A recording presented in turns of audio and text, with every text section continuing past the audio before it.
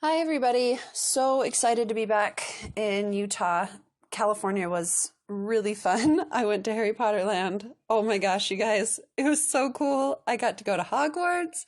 I got to see Professor Dumbledore's office and the entrance to his office and all the beads and all the house points, and I got to I rode the ride 3 times. It was so much fun. Oh my goodness. And I got a wand. Anyway, I loved it. I got a wand. Sorry, I had my daughter knocking on the door, so got a little off track. But seriously, if you like Harry Potter, you have to go to Harry Potter Land. And one of these days, I'm going to get over to Orlando and I'm going to do Harry Potter World because, oh my goodness, you guys, I was seriously geeking out. All right, so it is good to be home though, in my own bed and not walking like 100 miles every day. Um, and today we are going to talk about beliefs. And we'll probably talk about beliefs a lot because they're kind of the center of everything. Because everything we do, every decision we make is based on what we believe.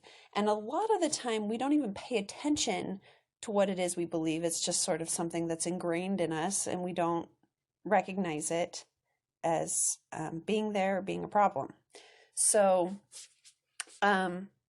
beliefs are just thoughts that we think over and over again until they become ingrained in our minds. Okay? Our brains accept our beliefs as fact. We don't question their validity or their origin. We just believe that this is how things are. And some of our beliefs are true and some aren't. And some beliefs are serving us and others aren't.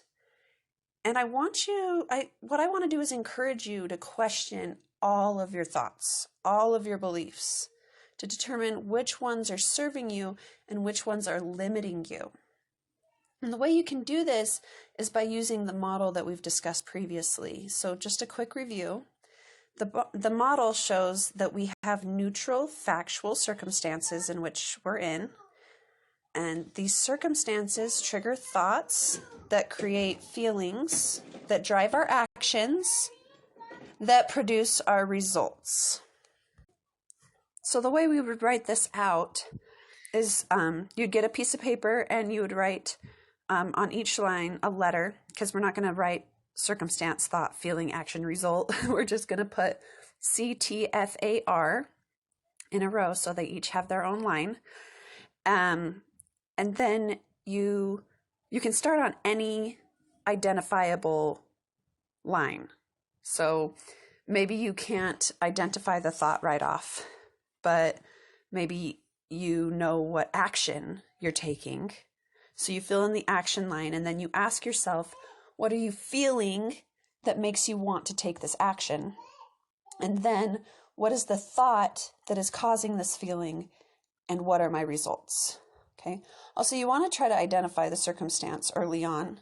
It's always going to be something really boring and short.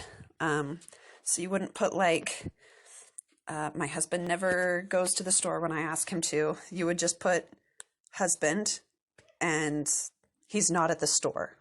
It's very factual. It's very boring. It doesn't have any adjectives, any emotion. And it just is. Okay. And then anything after that is what you think about it. My husband never goes to the store when I ask him to is a thought, right?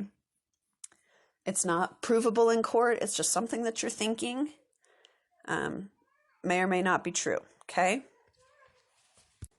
So identify the the circumstance as early on as you can, but keep it very neutral and factual, okay?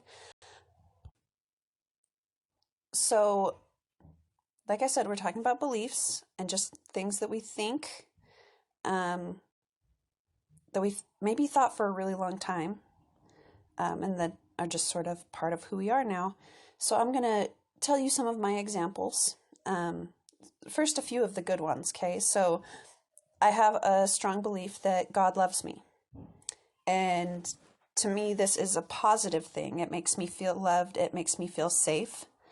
And then positive actions and results come from that.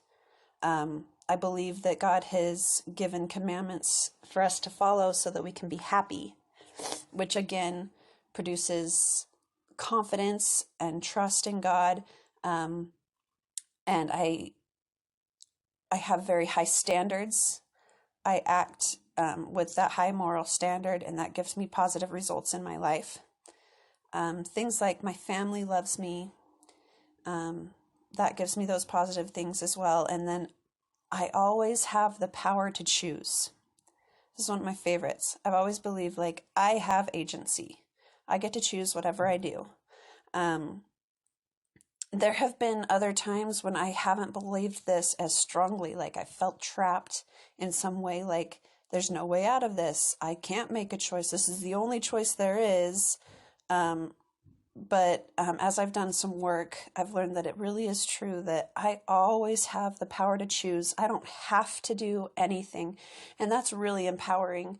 And also makes me want to really think about what kind of choices I want to make, what kind of life I want to have, and what I want to create for myself. So those are some really good, powerful ones even the good ones, stop and think about them. Really question them. Is this really true? Is this getting me good results? Is it helping me feel good? Is it helping me progress as a person? Or is it holding me back in some way? So here's some of the ones that I have had troubles with in the past. And I'm continually working on having better thoughts, but these are ones that I've worked on. So I'm going to make the circumstance here time. Okay? There's never too much time. There's never too little time. There's never slow time or fast time. Time just is. It's determined by a clock. We can watch it. It's provable. We have exactly 24 hours in every day. Time just is. And then I have this thought that I don't have enough time.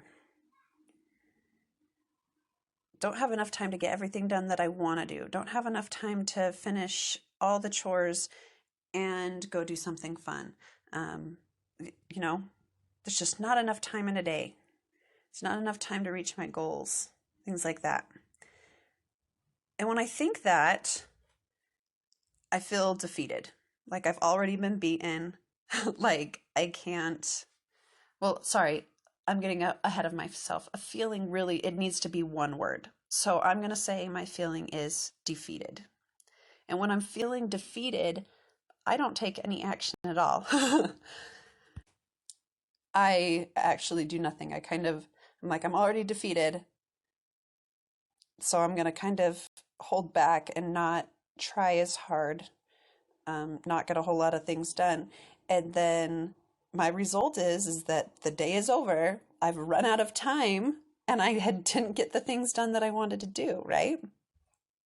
So that thought, I don't have enough time, ended up in my result line that I just didn't have enough time because I created that for myself. See, now this thought, I don't have enough time, I've thought it a whole bunch of times. So many times that it has become a belief that every time I want to try something new or do something spontaneous, it's like my mind goes directly to, there's not enough time. You can't do that. There's just not enough time. And I just accepted that for the longest time. Like, oh, you just can't do anything fun, or you can't do anything that's not on your schedule. Or you're just going to have to eat off of paper plates tonight because there's not enough time to do the dishes. But after learning the model and really, I stopped and I thought about this, like, do I really have enough time? So what you have to do is sit down and really ask yourself, why? Why do I think I don't have enough time? Maybe because I've run out of time when doing things in the past, and it's happened a bunch. And so maybe my brain has just decided that this is the way it will always be. Maybe I'm always late for things, or I think I'm always late for things, and I'm using that as evidence that there isn't enough time. But here's where the questioning comes in.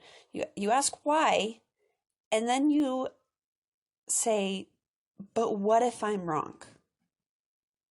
What if there is enough time? What evidence do I have that there is enough time to do all the things that I want to do? We are all given the same amount of time each day, and other people manage to do things. They manage to get all these things done. So is it possible that maybe I can do that too? It has to be possible. If other people can do it, it is possible for me. Maybe I can learn to manage my time better. Maybe I just need to go a little faster at some things.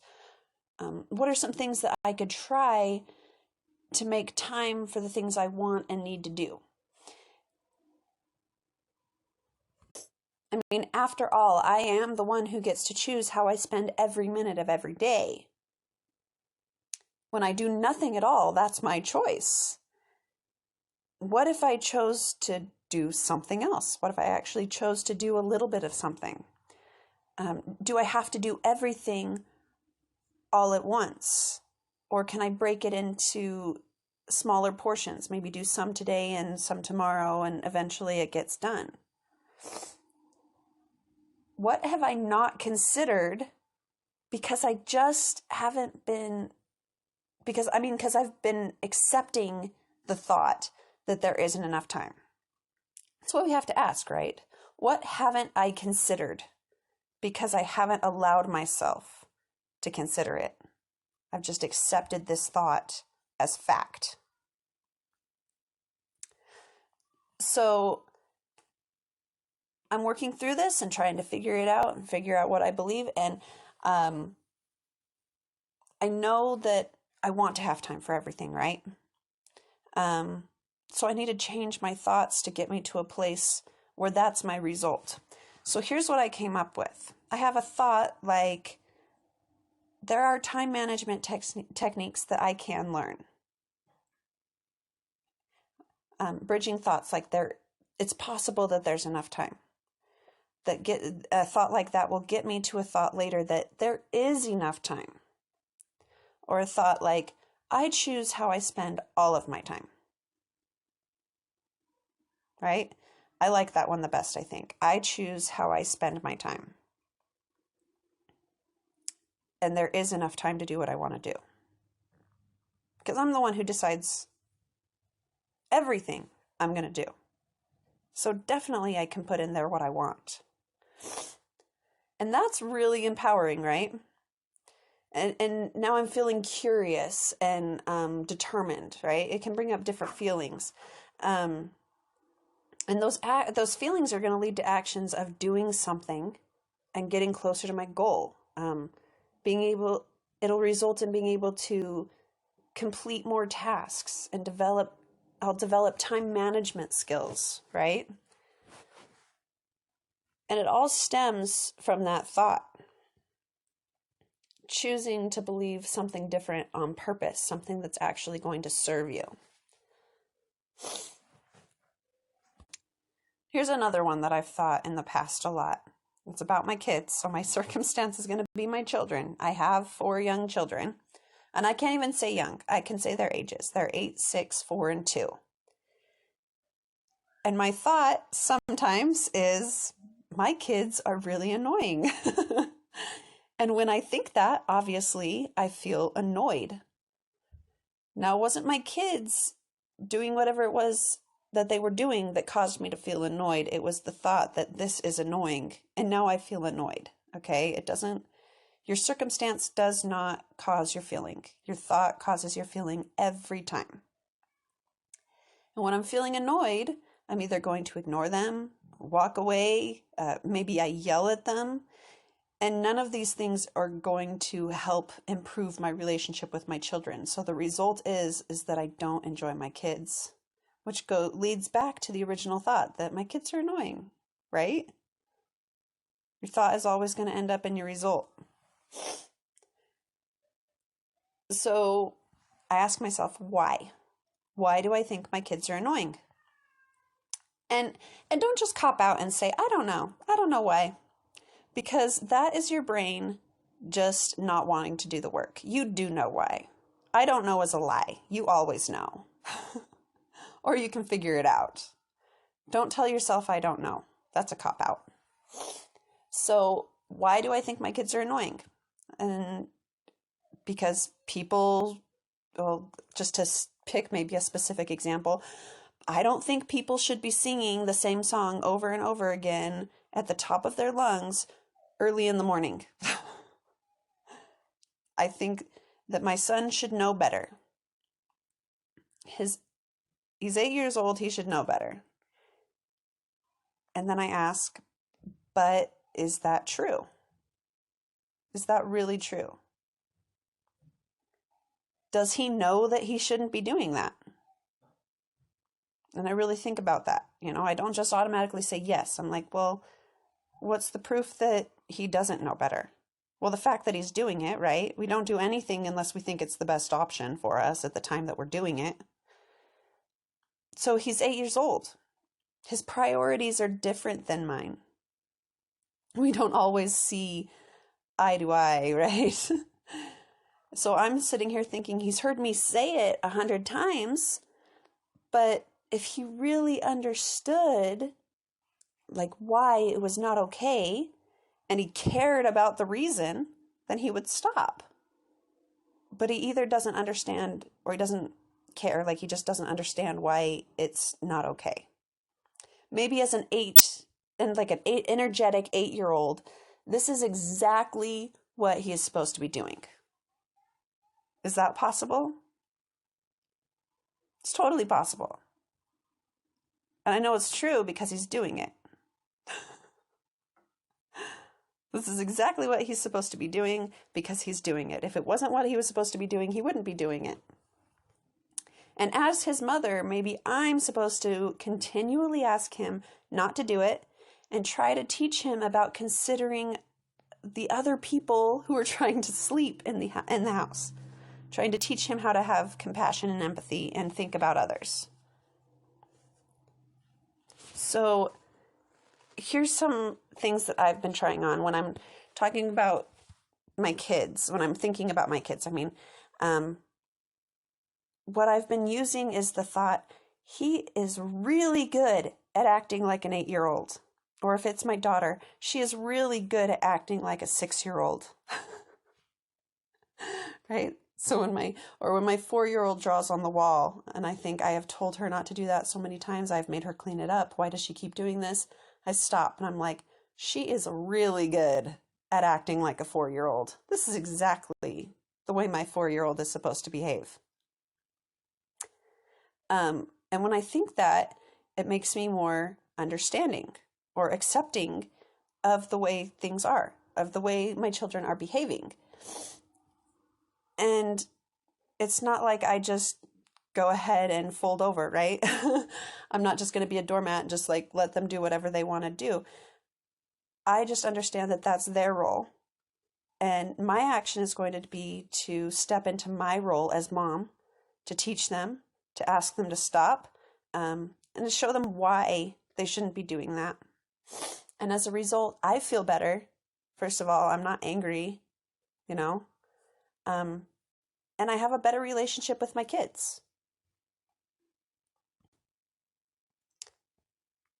So I've been trying to get rid of that thought that my kids are annoying, and I just try to say, hey, they are doing exactly what they at this age are supposed to be doing. What should I do? All right, so I have a couple more. These ones are about money. And this has been the work I've been doing for a while. Or at least this week, I've really been focusing on money and asking myself what my beliefs are about money. And I came up with so many thoughts, so many. And most of them are limiting. And I can see the results of these thoughts that I have limited myself as to what I'm able to do with money and how much I'm able to have, by how much money I'm able to have. So I'll give you a couple of different thoughts. The circumstance is going to stay the same though. So I just put money. You could also put like a certain amount in there. Like this is how much exactly is in my bank. things like that, okay? But just keep it factual, not emotional. My thought is, it's going to take me forever to pay off all my debts. And when I think that, I feel helpless, like hopeless. Like there's nothing I can do about that, right? And actually, I think if I really had to pinpoint one specific feeling, I would say reckless. When I think it's going to take me forever to pay off all my debts, I'm feeling a little reckless. Because it brings up all these other thoughts, like, what's the point of trying? If it's going to take forever anyway, you know? And then my action is that I don't really follow my budget. And then the result is that it's taking me forever to pay down my debts because I'm not focused on it. I'm not working on it. I'm just being a little bit reckless with my money. Or another thought I have is everything I want is too expensive. And then I feel completely trapped or restricted as to what I'm able to do. Okay? And when I'm feeling trapped, I don't buy anything for a really long time. I'm trying really hard, like, I can't. I'm restricted. Everything I want is too expensive. But then I reach this point. It's just the breaking point where I'm just like, I just go and binge shop. And I buy all this stuff. Maybe it's cheap or maybe it's expensive, but it's just a bunch of stuff that maybe I don't need, that maybe I kind of like, but I don't totally love. And then as a result, I end up spending too much money on stuff that maybe I don't love. Like, how horrible is that? And then it just leads back to the thought, everything I want is too expensive. So now I have all this junk and not enough money in my bank account to buy the more awesome, expensive things that I want. Oh my goodness, I am just rolling my eyes at myself right now. So why do I think it's going to take forever to pay off my debts? Why do I think things are too expensive? Now, the answer to this question is really long. Like I said, this is work I've been doing on myself and found that I have a lot of limiting thoughts. But I also know that if I change my thoughts about money, I can actually create more money in my life. And I'm going to do a whole podcast on money sometime in the future. So here I'll just highlight what I've been working on. I've grown up thinking that money is hard to get and that I am always going to be poor. See, those are a couple of my limiting thoughts. I thought that it was actually a good thing that I knew this ahead of time, that I was always going to be poor. But now I can see that I've created that in my life. I'm not allowing myself to consider how to make more money or how to save more money. Your thoughts are always going to end up in your result line. And it certainly happened for me here. So at this point, I'm working on figuring out what I want to believe about money. Because you get to decide. You get to decide whatever it is you want to believe.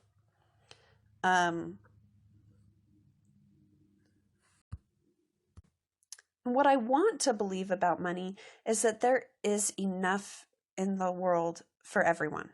There's enough money in the world for everyone to have enough. And I want to believe that it's okay to have money and that it is possible for me to have enough money to have things I need and want and to help other people and to have an emergency fund and to be able to pay for things with cash. Like, sorry, there's more. I'm like going to go on and on, but no.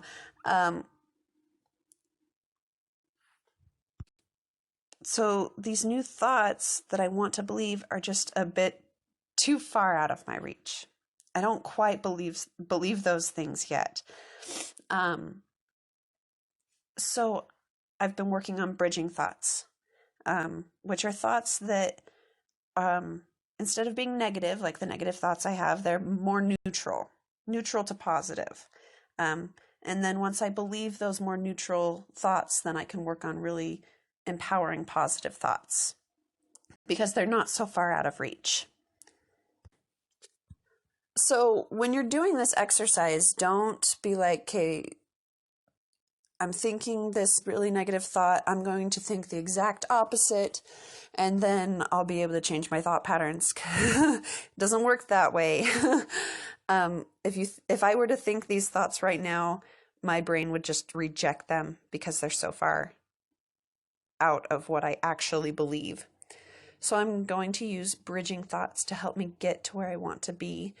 Things like, other people save money and pay cash for large items. Maybe I can too, right? Or maybe it's easier to get money than I think it is. I think that's a little bit more neutral, like there's a possibility. Or I'm the right person to have a lot of money because I would do a lot of good with it. That may not be the best, most motivating thought for everybody, but for me, I kind of like that. Like, because I have some thoughts about what, like, worthiness of having money, like who's worthy to have money. Another thought I'm working on. So that one, I like that one. And then my favorite one right now is, I always have exactly as much money as I need. Because it's true. I can really stretch a dollar when I need to. And that helps me not have so much worry and anxiety about money. So that I'm always going to have exactly as much as I need. I'm always going to be okay. And any of these thoughts are going to feel more empowering and allow me to follow my curiosity to a place where it is possible to have more money. So I'm really excited to talk to you guys more about money later, because money is something we all need, and many of us struggle with it and want more of it. Many of us feel shame when it comes to money, or the thoughts or thoughts of having more money, like we're ungrateful or irresponsible if we're wanting more. Money is a topic that many of us avoid altogether, which is too bad because we all need it and we all spend it. I mean, it can cause problems in marriages and other relationships, and it's always going to be a subject that is right in front of you, staring you in the face. Isn't it best to talk about these kinds of subjects openly, so that we have like a better view of them in a healthier space?